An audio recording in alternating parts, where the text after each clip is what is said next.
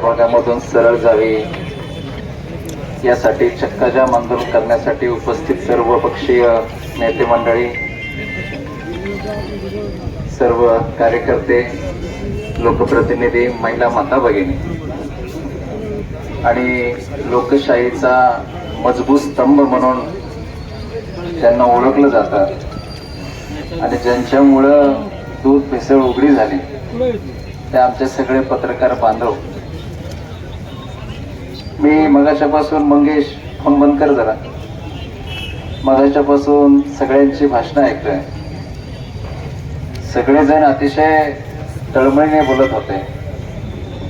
बरेच जण नितीन शेठ तापले होते आणि तुमच्या तापल्यामुळं ऐकणारे वक्ते देखील अजून तापले.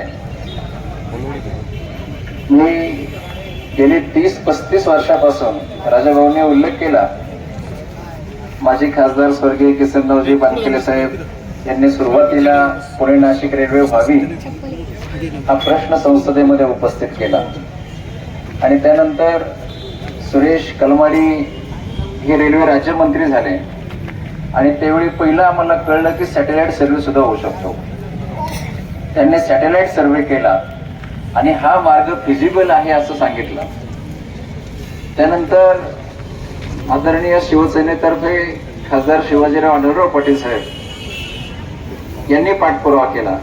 अरुण भाऊ, तुम्ही देखील त्यावेळी शिवसेनेत आलेला होता, तुम्हाला जर आठवत असेल, दादांच्या बरोबर आपण दिल्लीत जाऊन केंद्रीय रेल्वे मंत्र्यांना भेटलो आणि त्यावेळी रेल्वे मंत्र्यांनी सांगितलं की पुणे नाशिक हायस्पीड रेल्वेचं टेंडर प्रक्रियेला आहे आणि थोड्याच दिवसामध्ये टेंडर होईल हे आम्ही आमच्या कानाने ऐकलं आणि या गोष्टीला देखील एक तर होऊन गेला. 10-12 वर्ष होऊन गेले आणि त्यानंतर अनेक वेगळे सर्वे झाले. त्यानंतर निकम साहेब, राष्ट्रवादीच्या लोकांनी, विजूभाऊ, एक तो कार्टून सोडलं, अशी डुकरं पळवली, डुकरांना असं रेल्वेची शिट्टी आल्याचा आवाज दाखवला आणि पुणे नाशिक रेल्वे आली असे खासदारांना टीका केली. त्याच्यानंतर 10 वर्ष झालं, अजून काही रेल्वे आली नाही आणि ही रेल्वे ज्यावेळी आम्ही बघतोय, म्हटले हडपसरून निघणार, हडपसरून निघाले की खेडला येणार, खेडवरून बोगदा पाडून ती आंबेगावला येणार, नंतर परत दुसरा सर्वे बदलला, पाबळवरून रेल्वे येणार, पाबळवरून निरगुडसर मार्गे परत मनसरला येणार आणि त्यावेळी दादांनी सांगितलं, म्हटले वळसे पाटील, निरगुडसरला स्टेशन द्यायचं का नाही हे माझ्या हातात आहे. बाळासाहेब, मग वळसे पाटलांनी सांगितलं स्टेशन आम्हाला नको, लांडेवाडीलाच घ्या आणि खरोखर लांडेवाडीच्या शिवलच रेल्वे स्टेशन मंजूर झालं. या सगळ्या प्रक्रियेचे आम्ही साक्षीदार आहोत नितीन शेठ. नंतर सांगितलं रेल्वे निघाली हडपसरवरून, ती भैरवाडीकडून आली, तिथून बोगदा पाडला 8 किलोमीटरचा, ती आंबेगाव मध्ये घुसली आणि आंबेगाव मधून परत त्या जीएमआरटीच्या बुडाखाली नेली आणि जीएमआरटीतून परत ती आळे पाट्याहून वर काढली. विषय जर तुमचा जीएमआरटीच्या अडचणीचा होता तर निघोटवाडीच्या रेल्वे स्टेशन वरून तुम्ही रेल्वे जुन्नरला का नाही नेली? जुन्नर वरून तुम्ही सरळ संगमनेरवरून सिन्नरला का नाही नेली? तुम्ही निघोटवाडीचं स्टेशन सुटल्यानंतर तुम्ही जीएमआरटी वरून नेली, कोळदवरून रेल्वे नेली. याच्यात तुमचा उद्देश काय? तुम्हाला ती रेल्वे होऊनच द्यायची नव्हती, हा त्याच्या मागचं तुमचं षडयंत्र होतं, म्हणून तुम्ही ती जीएमआरटीच्या बाजूने नेले.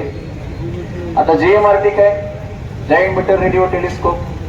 तिथं गेल्यावर जगातले सगळे अंतराळातले ग्रह दिसतात, तारे दिसतात, चांदण्या दिसतात, परंतु इथं शेतकऱ्यांच्या डोळ्यात चांदण्या आता निघलेल्या आहेत. त्यामुळे आता सगळे तारे जमिपे आलेले आहेत. जे झुरळांनी दिल्लीत केलं ते या भागातील शेतकरी 100% करतील, कारण ही क्रांतिकारकांची भूमी आहे. परदेशी माल मी माझ्या देशामध्ये विकू देणार नाही म्हणून पहिलं बलिदान दिलेल्या हुतात्मा बाबासाहेबांची भूमी आहे. स्वतःच्या रक्ताची कारंजे उडून या देशाची स्वातंत्र्यवेळ अनेक हुतात्म्यांनी फुलवली त्यांचा स्मृती दिन आज आहे आणि त्या स्मृती दिनाला आपण हे आज आंदोलन करत आहोत.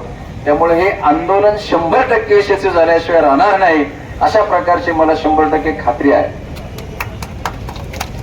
अनेक शेतकरी रस्त्यावर आलेले आहेत. पुढच्या काळामध्ये तुम्ही बघा, सगळे येणार. आज सर्वपक्षीय पदाधिकारी दिसतात, कार्यकर्ते दिसतात, परंतु ज्यावेळी सगळे विद्यार्थी, माता भगिनी सगळ्या रस्त्यावर येतील ना, त्यावेळी सरकारला कळेल. आता सगळ्यांची एकच आग्रह भूमिका असणार आहे, रेल्वे मंत्र्याचा राजीनामा तरी होईल, नाही तर रेल्वे तरी होईल. आणि 100% रेल्वे होईल अशी मला खात्री आहे. कारण ज्या पद्धतीने यांनी षडयंत्र केलं, जीएमआरटीच्या शेजारून रेल्वे नेली, काहीच कारण नव्हतं. जीएमआरटीच्या रेडियस पासून 15 ते 20 किलोमीटर अंतराच्या परिघामध्ये कोणत्याही प्रकारचा प्रकल्प करू नये असं त्यांच्या गाईडलाईन होत्या. मग तुम्ही जर जुन्नरच्या बाजूने नेली असती वाणी साहेब, तर नारायणगाव ते घोडद अंतर 8 किलोमीटर आहे, जुन्नर 16 किलोमीटर अंतर आहे. जुन्नरच्या परिसरातून रेल्वे गेली असती तर तुम्हाला लाईन बदलायची गरज नव्हती. तुम्ही ही फक्त लोकांच्या वर लाईन केलेली आहे आणि काही तुम्हाला करायचं नाही, लोकांना फक्त बनवायचंय. आता तुमची ही बनवा बनवी गेली 12 वर्ष लोकांनी बघितलेली आहे. आता ही बनवा बनवी या पुढच्या काळामध्ये लोक सहन करणार नाही, हे तुम्हाला मी खात्रीने सांगतो. पुढचा काळ हा अतिशय भयानक काळ आहे. मगाशी ताईंनी उल्लेख केला, पुण्याला जायला 3 तास लागतात. पूर्वी सिंगल रस्ता होता. गेली 40-45 वर्षापासून आम्ही पुण्याला जातो. ईस्ट इंडिया जरी गेलो तरी त्यावेळी 1-1.25 तासामध्ये माणूस पोहोचायचा सिंगल रोडने. आता 6 पदरी रस्ता झालाय, 3 तास लागतात, 3.5 तास लागतात. भयानक परिस्थिती आहे. सगळ्या रस्त्यांमध्ये खड्डे. आणि तालुक्याचा विकास, काय बोलायचं तालुक्याच्या विकासाबद्दल. विजय भाऊ, तुम्ही सत्तेमध्ये आहात, सचिन भाऊ आमचा बांगर सत्तेमध्ये आहे, तरी सुद्धा तुमच्या मनातला शिवसैनिक खऱ्या अर्थानं जागा झाला. आज खरा शिवसैनिक जागा झाला तुमच्या मनातला. आज तुम्ही या ठिकाणी या क्रांतीच्या आंदोलनामध्ये येऊन सहभाग नोंदवला. आम्ही त्या दिवशी आवप्याला गेलो. 10 कोटी रुपये योजनेवर खर्च झालेत राजाभाऊ. आणि महिला आमच्या माता भगिनी भर पावसात 1.5 किलोमीटर जाऊन मोठी गाळणी घेऊन तळ्यातून पाणी गाळून डोक्यावर 3 अंडी घेऊन येत होत्या. आम्ही परवा जिल्हा परिषदेला गेलो. कार्यकारी अभियान त्याची चांगली आम्ही हजेरी घेतली. त्यामध्ये अजून लाईट कनेक्शनच नाही. 1.5 वर्ष झाले लाईट कनेक्शनच नाही. त्याच्यामुळे योजना बंद आहे. सोलरवर म्हटले, प्रीतीताई तुम्ही हा विषय घ्या, सोलरवर योजना दिली म्हटले. सुवर्णाताई, मी दिले दरेकर साहेबांचं निवेदन. 4 महिने तिकडं ऊन दिसत नाही, सूर्य दिसत नाही, अशा ठिकाणी तुम्ही सोलर लावले. काय तुमचा विकास? हा विकास आहे? त्याविषयी आम्हाला कळलं. फॉरेस्टच्या माध्यमातून जवळपास 10 दरेकर साहेबांना माहिती आहे 10 कोटीची कामं झाली. पाणी अडवा आणि पाणीच अडले नाही. 10 कोटी कुठे गेले, जिरले, काय कळलं नाही. आता आम्ही ती चौकशी लावणार आहे. भयानक परिस्थिती आहे. गावागावातल्या नळपाणी पुरवठा योजना चोरी जातात, गावागावातले रस्ते चोरी जातात, गावागावातले बंधारे चोरी जातात. हा आंबेगाव तालुक्याचा वास्तव विकास आहे. संडासचं युनिट चोरी गेलेलं मला माहित नाही, तुला तुझ्या भाषणात सांग बरं का. ही वास्तवता आहे. तुम्ही एकदा चला आदिवासी भागात. त्या दिवशी एक मुलगा वाहून गेला. तिथं जे NDRFचं पथक येणार होतं ते आलं नाही. पण जी बोट दिली ती बोटच चालू होत नव्हते. त्यांना कारण विचारलं, म्हटलं ते पेट्रोलमध्ये इथेनॉल होतं, इथेनॉल, त्याच्यामुळं ते इंजिनच ते चालू व्हायना. 2-3 तासानंतर ते सगळे त्यांचे हात बघितले लोकांचे आणि सगळे हात घेत सगळे कातडी दिशे निघालेली होती. ही भयानक परिस्थिती आहे. हा आंबेगावचा विकास आहे. आता हा मी नेहमी सांगतो, ही क्रिप्टो करन्सी, आभासी विकास. नाण्याचा रेट खूप आहे पण दिसत नाही. तसा आंबेगावचा हा आभासी विकास झालेला आहे. माझी सगळ्या पत्रकारांना विनंती आहे, तुम्ही आमच्या बरोबर फिरा, आमच्या अपरोक्ष फिरा, खरा विकास तुम्हाला दिसेल. आणि हा विकास कुठं कोणत्या घरात झोपलाय की काय हे एकदा आपल्याला शोधावं लागणार आहे. आणि सगळे रस्ते, निकम साहेबांचं मणक्याचं ऑपरेशन झालंय, रोज फिरतात दशक्रियांना. आता आम्ही त्यांच्या मग आमचा नंबर लागेल की काय अशी परिस्थिती आहे. एवढे रस्ते चांगले आहेत, सुसज्ज आहेत आणि तालुक्याचे भाग्य विधाते आहेत. तालुक्याचं फार भाग्य चांगलं वाढलेला आहे. त्यामुळे आता मगाशी बाबाजी शेटने सांगितलं बाकीच्या गोष्टीवर टीका करायची नाही. आपण बाकीच्या गोष्टीवर टीका करणार नाही, परंतु मध्ये बाकीच्या बऱ्याच सहकार्यांनी विषय काढला म्हणून अशी बोलण्याची वेळ आली. त्यामुळं हा आपण जो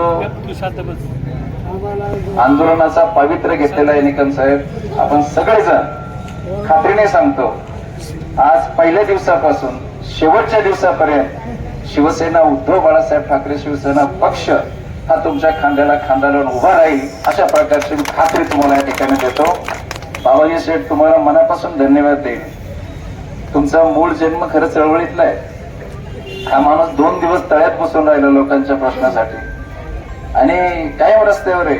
मराठा आंदोलन असेल, लोकांचे सामाजिक प्रश्न असतील, सगळ्यांसाठी नेहमी अहोरात्र झटणारा हा माणूस. बाबा शेठ तुम्हाला देखील मनापासून धन्यवाद देतो. आणि ही जी क्रांतीची ज्योत आज आपण पेटवलेली आहे ती ज्योत शेवटपर्यंत तेवत प्रकारे ठेवण्याचं काम तुम्हाला आम्हाला सगळ्यांना करायचंय आणि ते आपण करू अशा प्रकारची खात्री या ठिकाणी देतो. दरेकर साहेब तुम्हालाही मनापासून धन्यवाद देतो. सत्तेत असताना देखील तुम्ही आणि गटनेत्या सुवर्णाताई या ठिकाणी उपस्थित झालात. तुम्हालाही मनापासून धन्यवाद देतो आणि 2 शब्द पुरे करतो. जय हिंद.